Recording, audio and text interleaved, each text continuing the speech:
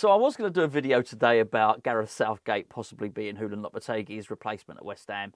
But you know what? I'll be wasting your time. I'll be wasting my time. I can't expect you to listen to that crap. I don't believe it. You don't believe it. It's a bullshit story. And let's be fair, it's just never going to happen, is it really? So anyway, what did interest me though, and I've made some notes, if you don't mind. I've actually made some notes here, because I want to go through it in sequence. And it was a snippet and a clip from a TalkSport show from somebody called Rory Jennings. Now, I don't know Rory Jennings, and I think the reason I don't know him is he does a live show when West Ham are playing, so I'd never listened to it. It's sort of like Soccer Saturday, I think, but for TalkSport. And certainly I'm very guilty of criticising the mainstream media, who I think give West Ham a really, really bad rap. West Ham fans a really bad rap. I think they're very pro David Moyes, so I think it's very difficult. It feels like they want to punish West Ham fans. They feel for daring to not want David Moyes anymore. And initially, I read the title of this video, and it was something like Lopetegui is a B-Tech David Moyes, and there were some other things attributed to it. And I think immediately I was sort of irked, and I was sort of annoyed, and I was sort of almost ready to be affronted by this. But if there's one thing I sort of hate, I think on here is when people maybe pick apart the headline or the like the thumbnail that might be on a video, rather than actually sort of debating what I've actually said. So I thought, you know what I'll do? I'm going to listen to the segment, and I understand this segment won't be reflective of the whole 2-hour show, but this was the segment in which they were discussing West Ham. So I thought I'd actually, so I've bullet pointed, is that a word? I've bullet pointed all the points they've made. I just sort of want to discuss them individually, really, and sort of play the ball rather than the man, as it were. Listen, if you've been wondering, I know there's been some questions about the puppy stuff. I will address that at the end of the video. So yeah, we'll leave that to the end. I'll give it's not really a pup date, but I've got some information on the matter. It's fine. It's not bad news, by the way. Okay, so Rory Jennings, he said, I think Lopetegui's done. He said he doesn't think Lopetegui has what it takes to turn it around. So I just want to address each of these points. He said he had not seen anything in Lopetegui that would make him believe that Lopetegui has the capacity to turn it round at West Ham. And I think once because I can get quite protective of West Ham and all the rest of it, I think once I got through my initial offence of what he was saying, it actually became hard to argue the point, because he expanded on it somewhat by suggesting that ordinarily you would give... It was an interesting show. Let me just paint the picture if you don't know it. There's 4 people on this show. And I think Rory Jennings is the host. Then there's a co-host and sort of like 2 pundits if you want.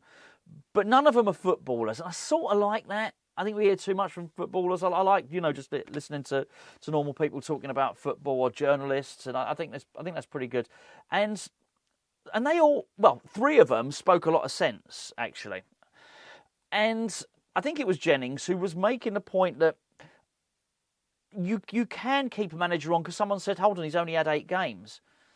And Jennings was making the point that, okay, 8 games, that's fine, not ordinarily, but you'd want to see some promise. You would want to see something that would indicate progress was being made. He didn't think that was happening. And he thought, actually, there's nothing Lopetegui can do. Ultimately, he's just going to be, I don't want to put words in his mouth, but almost doomed to failure. Well, he doesn't think he has what it takes to turn it around. Those were his words.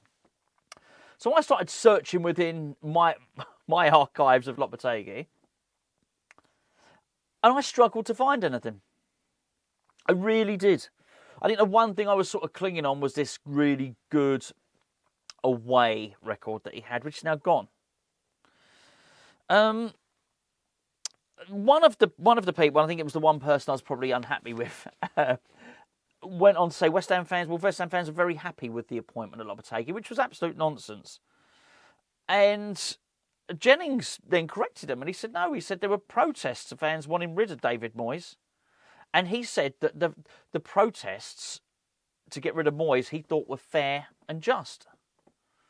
And I thought that was really interesting, because there are so many Alan Shearers and Chris Suttons and Alan Brazils, and I probably mentioned, I don't know if you heard my video the other day, that Neil Warnock featured on the radio on TalkSport on the same channel was very early in the morning on the early morning Alan Brazil show.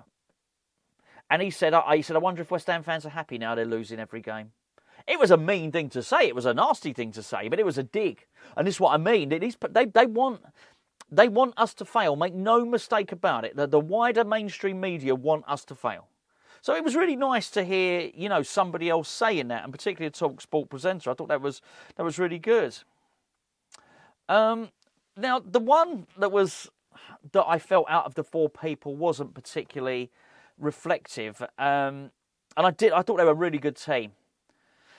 And he was I guess maybe he was playing devil's advocate, and I think maybe with three people who understood maybe why David Moyes had to go, and they were also making the case that Lopetegui was just another version of David Moyes.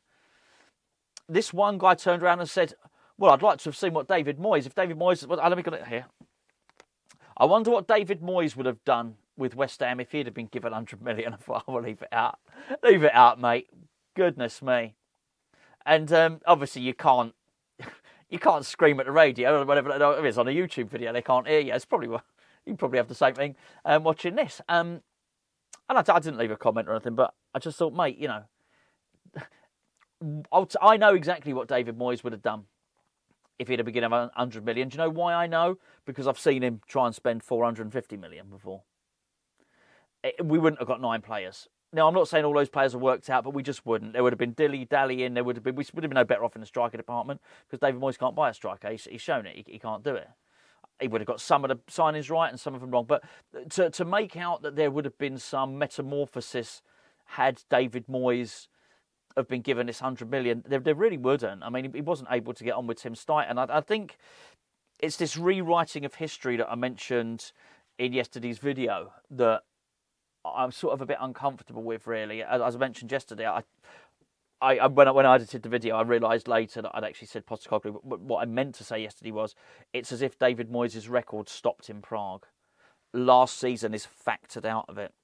Listen to someone the other day talking about David Moyes, and they spoke about David Moyes, and they spoke about his time at West Ham and his time at Everton. Incredible. I mean, that is an incredible thing to do. They left out Real Sociedad, they left out Sunderland, they left out Manchester United. I mean, but we can all do that, can't we? You could do that with anything if you just don't mention the shit stuff, but only mention the good stuff. You're not going to get a balanced overview of what actually happened. And I do find that with David Moyes. I find that it has been expunged from the history books, redacted. It's like a redacted. We don't get the media. When the media regurgitate David Moyes back to us, they don't give us the David Moyes that we knew. They give us a redacted, idealised version of David Moyes. The David Moyes in their image, the David Moyes, the trophy-winning David Moyes.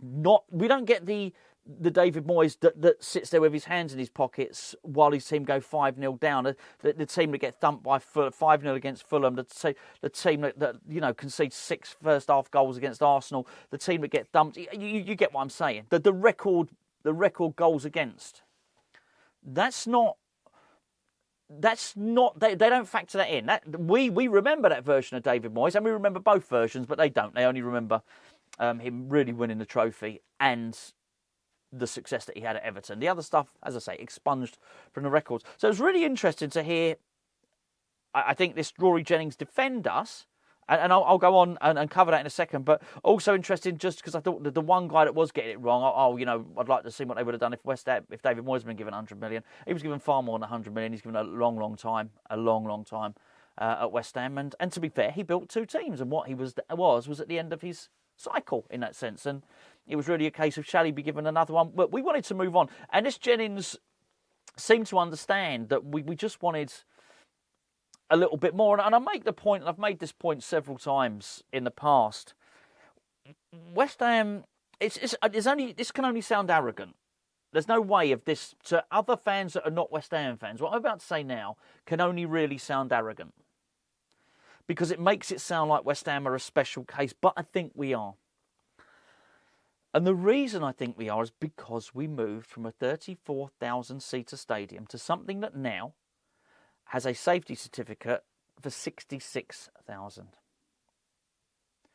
That creates a very, very different dynamic in your football club. That creates a dynamic whereby you need to somehow find an extra 30-odd thousand fans that weren't usually going. Now, obviously, West Ham have got a big fan base. That's not what I'm saying.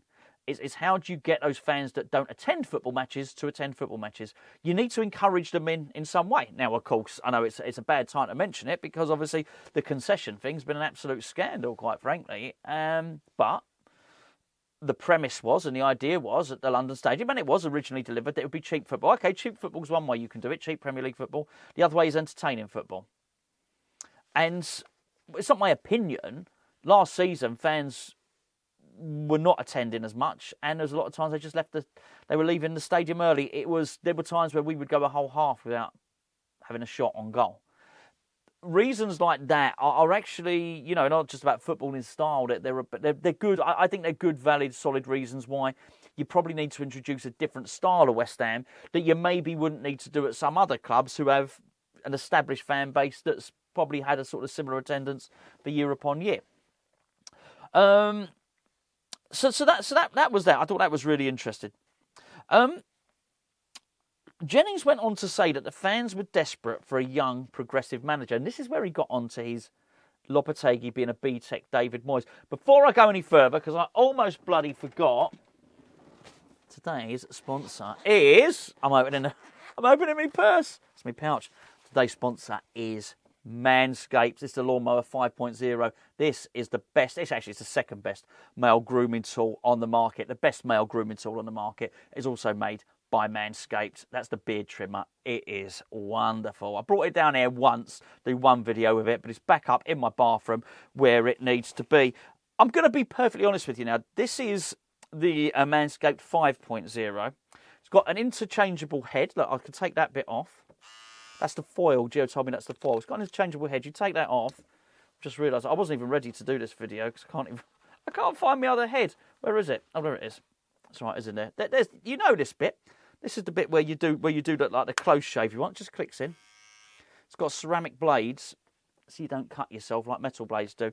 This is the 5.0. I've got to be honest with you, the reason this is always down here is because the 4.0 is also up in the house. It's so bloody good, I've not even needed to use this 5.0, and that's me telling the truth. It's absolutely waterproof. All the stuff is you can actually use it in the shower. Doesn't matter if you get it wet. Oh, look, I won't go on about it anymore. This stuff is absolutely brilliant. We're going to give you 20% off plus free shipping. Go on to the Manscaped website. Link is in the description below. Just search it in Google. And it would put the stuff in your basket, put your beard trimmer in there, put your aftershave in there, your boxer shorts, whatever, your travel bag, all the stuff that you want. And it'll ask you if you've got a discount code. You do. The discount code is HammersChatPubes, all one word. HammersChatPubes gives you 20% off of all their gear, and it is knockout stuff. It really is. And free shipping as well. Not too bad. Go and check it out. Let's get back to what Jennings was saying. That's it. Fans are desperate for a young progressive manager, and they got Lopetegui. He was absolutely right. And this goes back to what the other guy had been saying, which is West Ham fans were very happy with the appointment of Lopetegui, and now they seem to be turning on him. This is not accurate. And that's why I wanted to deal with this video on a point-by-point basis, rather than look at the headline and just say what a load of old nonsense, because I thought some good points were made.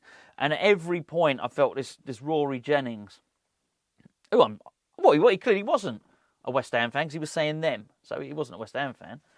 And I'm sure a lot of you probably know who he is. I don't know the guy. But every time I felt he sort of defended us quite robustly. Because he said, no, West Ham fans were crying out for a young sort of progressive manager, and they got Lopetegui. Lopetegui wasn't what they asked for, and I'm really pleased for that, because I know obviously Silva's doing well. I mentioned I would have taken Silva. I said Iraola. It's a guy, I can't remember the guy's name at Granada. Michel, something like that. But he was good. We picked up on Amorim, and that was long before he was flown over by West Ham. There were just some young progressive coaches. De Zerbi I really liked as well. And I think it's really important to remember that Lopetegui was almost on nobody's list. He really wasn't. Very few people, I said, want Lopetegui. So I was really pleased that he defended us. And there's one thing he did say, which I thought was brilliant. Jennings said, I feel sorry for West Ham fans when pundits say, should have stuck with Moyes. Be careful what you wish for. Because they didn't wish for this. And it's absolutely right, which brings me back to what Warnock said. And I knew this would happen. I said this, and if you're a regular follower of the channel, bless you, thank you very much. You literally do help pay the bills in this house, right? But if you are a long-suffering viewer of the channel, then you know I said the narrative will be spun. At some point, we will be told that we wanted Lopetegui. That's what I was saying. I kept on saying it in the video. I'm not asking for him, not asking for this guy. By the way, I just want to say, I'm not turning on Lopetegui here. I don't want to think I'm turning on him. I hope he turns it round. I do. I don't like the fact that the media turn on him. David Moyes had it hard at West Ham because at the end, a lot of the fans turned on him. What he always had was a very pro-Moyes media. The media are always with him. The mainstream media, most of them are against Lopetegui. So Lopetegui's not just got to fight a fan base who are thinking, oh, this football's a bit crap. He's also got to fight a media machine of which he is guilty of the crime of not being David Moyes. The media is so pro-Moyes, it's nasty. Real double standards, these people. Real double standards. I think it's disgusting when David Moyes is in a job and someone is after his job. Yet that none of them, not to a man, no one says a word when David Moyes is pulling up his skirt and flashing his knickers at for Sean Dyche's job at Everton, going on Everton podcasts. The rest of it, it's disgusting. The very same behaviour that they were so offended and fronted with. Honestly, it's complete double standards. It really is. It's absolutely disgusting. It is disgusting. You have to be completely partisan, and on anyone that's fair and straight down the line would say that is disgusting behaviour. It's complete double standards. But anyway, where was I? He said basically that West Ham should be that he felt sorry for West Ham. Sorry, back on my train of thought now. I knew this was going to happen, that we would be told that we asked for Lopetegui, and this is what we're getting now. Oh, you asked for Lopetegui. I hope you're happy now. No, we bloody didn't. I've got to say, my mistrust of the mainstream media is at an all-time low. I'm talking about the sports media. I'm not talking about. I know people feel the same with politics and all other stuff. I'm not talking. That's a completely different subject and one I don't want to have anything to do with. But the sports media, because I can see, and this is what and I would love the opportunity to pick at any one of these bastards. I really would. Not Jennings. I'd love the opportunity to actually have a proper debate with them. Because they lie. They lie. They lie. They make out we wanted something different. They reframe. They reframe the argument. And so many times you hear that the only reason that West Ham fans wanted rid of David Moyes, and I know not all West Ham fans, I'm not speaking for everybody, but we did polls, we did lots and lots of polls, and it wasn't just, we weren't the only ones doing it. It did turn out about 2/3 of fans wanted David Moyes to leave. They thought his time was up. I gave a 10-point plan on mine, my reasons I thought David Moyes should be replaced. But no one's listening to that. So you very much get told by these pundits that West Ham just wanted that. The only reason we wanted David Moyes gone was a change of football. And we get tarred with that brush. As I say, forget the fact that we were awful last season. Forget the transfer window stuff. Forget the fact that he refused to buy players in the January transfer windows to get us over the line. We might have had a chance. I know Leverkusen are a tough team, but if we'd have strengthened, we might have had a chance. He refused to do it. It wasn't the first time. He did it on numerous occasions. Did lots right, David Moyes. And the reason, the thing is, it's not like I don't want to say what David Moyes got right. I'm just trying to provide a bit of counterbalance because everyone is doing that stuff all the time. I'm very grateful for what he did. We said it in a video the other day. I thought the recruitment of Jesse Lingard was a stroke of genius. I said that in a video last week. I really did. I thought. I said at the time, I thought his tactics were perfect for that Conference League. David Moyes had a lot of praise, but he gets so much from everybody else. And what I'm rallying against is the injustice of the lies that are told by the mainstream media and then attributed to West Ham fans. We are this, we wanted this, and now basically you made your bed. Now you can bloody lie in it because you dared question our beloved Moisey. That's what it goes like. And fair play to this Jennings, because I thought he defended us really, really well. He said, "I feel sorry for West Ham fans when pundits say we should have stuck with Moyes. We should be careful what we wish for." Good, thank you. I thought that was really good of him. So yeah, I thought overall, well done, really good. I won't be watching him again because they seem to do, as I say, they seem to do the show that covers all the games. So you're always going to be watching a West Ham game, but. Yeah, young presenter, full of common sense, full of vibrancy. They're all youngsters on the panel as well. I thought they were really, really, really good, really good. I don't even the annoying one I didn't mind, because you can't have 4 people all with the same opinion. Someone's got to say something different. But I thought, you know what, good balance, and I've all argued these points really well. And I just thought it was really great to see someone in the media that was, as a non-West Ham fan, happy to. As an outsider looking in, happy to stick up for West Ham fans and really call it for what it was. But it was hard to argue any of his points on Lopetegui. It really was. Because I also don't agree with a lot of the pundits saying, West Ham have gone backwards. I think the last 6 months were really bad under Moyes. I think we've continued. I think we've spent a lot of money and got no better. And that's no... I think come the end, Moyes wasn't particularly good. And we'll never know until somebody gives him a job. And maybe then, I think at that point, you could possibly look back. And if Moyes did really well elsewhere, you might think, you might have a little tinge of regret or something like that. But he's not got a job. Well, listen, Moyes has said that he's been offered lots of jobs. I don't know whether that's the case. He probably has. To be fair, he probably has been offered lots of jobs. What I would wonder, I doubt he's been offered lots of Premier League jobs. I think that's probably the thing there. But it's a real shame, because Moyes should be remembered really well at West Ham for what he's done. But not only does he put the boot in a lot, his mates put the boot into West Ham fans. And he's not. I think he's not been treated particularly well in terms of what's been said about him. I think some people have said some nasty things about him. I've always just tried to keep it to football. I've got nothing to say about the guy as a man. I always said I thought he handled us really well. He was a perfect manager through COVID. I thought he was, and for him to go and do the charity work as well, I think he's a good man. I've got nothing to say to him, about a human being. I really don't. And I understand he got some stick from some West Ham fans that probably became personal. I understand that. But he's hit back and he's fired back. And because of that, it's been a bit of a bitter ending. And I think the fact that his mates, and there are so many of them, and they're quite powerful. These are big voices in the media, that so many of his mates keep firing back. And I think it makes it really difficult. You'd want to reflect on him and look back. And I do look back at the periods as a really good time, I really do, but it just sort of sours the relationship somewhat.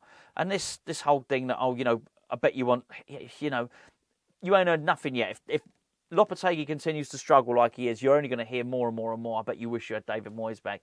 You'll hear it more. And I just find the whole thing quite tedious, actually. There you go. Anyway, I'm not going to go yet. Puppy update. Right, okay. I've not been doing the puppy updates the last little while, and I'll be perfectly honest with you here. The last time I did one was when I did a video about Tim Stuyton, and on it was sort of like basically, shut up, Tim, shut up. I didn't think it was helping the cause. I think Tim Stuyton was leaking a lot of negative information, but it was very much a West Ham opinion. Got a lot of abuse on that, and for the first time ever, I actually closed down the comments on a video, so I just closed it down. And but it was nasty. It was a lot of personal stuff, and it was like, there was a lot. Because I'd done like a puppy update on the day, and I actually thought it was quite a light-hearted video on a lot of it. And I thought I was having a bit of a laugh and all the rest of it. Not about the Tim Stuyton thing, but went off tangent and had a bit of laugh on other associated bits and pieces. But there was some really nasty messages in there and personal. I mean, really personal stuff about the dog as well. And I thought, do you know what? I don't need this. I thought, I do not need this. I cannot. And don't get me wrong. 90. I would have any problem arguing with my view on Tim Stuyton. Not a problem. As like I said at the start of the video, play the ball and not the man. But I think because my opinion on the West Ham thing, on the Tim Stuyton, upset some people, they decided to go at me personally. And yeah, it pissed me off, to be honest with you. So I closed down the comments on that. And I think, and as like 95% of people on that video were absolutely fine. But a lot of people watched that video. It's like 12,000 people watched that video. 5%, so it was about 5% nasty bastards, do you know what I mean? And I think still 5% of 12,000 people is a lot, do you know what I mean? So not everyone left a comment, I understand that, but it was, yeah, and I just thought, you know what, I've got to, if this is what happens, that if I'm going to say something that maybe someone doesn't like about West Ham, and it might well be that I think a different midfielder should play ahead of someone else. Maybe I'd like a back three and someone else would like a back four. If that's what it's going to take, and then someone's going to then turn and get personal, I don't need it. And I didn't feel particularly great about sharing more because some of it was quite personal. I thought, I'm not really up for sharing more personal stuff about myself on this platform, quite frankly. So I'm going to keep the dog totally separate. But there are so many nice people who obviously are not part of that and who are animal lovers and all the rest of it. I will do something, but I think, and it's a real shame. I wish it wasn't like this. I think I'm just going to keep it away from West Ham. And I think that's really probably the best thing I can do. I am sharing it at the moment, sharing bits and pieces on our Patreon Addicts group. I'm not doing this as a means for you. I'm not going to use the dog. That would be a crappy thing to do to get you to sign up for Patreon. If you want to sign up to Patreon because you like Patreon or Hammers Chat or whatever. But I will do something like on my social media, or probably not Twitter. I'll set something up, and then I'll give you the link in here, and anyone that wants to go and follow the progress of the puppy can go and do so. We'll do it that way. I just want to keep it separate from West Ham, and if someone's upset with something I've said about West Ham, they can keep it to that, and I'm not going to be told to do some of the most horrendous things. Internet, eh? Funny. It's a funny old place. Anyway, that's it. That's what I think. Crikey, I can talk, can't I? 27 minutes. I was going to say 27 minutes talking to myself. Not been talking to myself. Been talking to you guys. Don't forget to get that Manscaped stuff. Hammers Chat Pubes, all one word. That was Gio's idea, but I think it was a good idea. A very good idea. I'll catch up with you tomorrow, and I promise you I won't be talking about Gareth Southgate.